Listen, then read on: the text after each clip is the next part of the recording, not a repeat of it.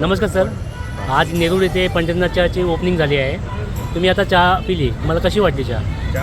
पंढरनाथ हा चहा बऱ्यापैकी एक नंबर आहे. पंढरनाथ चहा हा आरोग्याला चांगला आहे. पंढरनाथ चहा हा महाराष्ट्रात बऱ्यापैकी शाखा 132 शाखाच्या वर शाखा झालेल्या आहेत आणि पंढरनाथच्या माणसं आवर्जून पिऊन चहा पितात. त्यामुळं प्रेमाचा हा पंढरनाथ चहा मस्त आहे.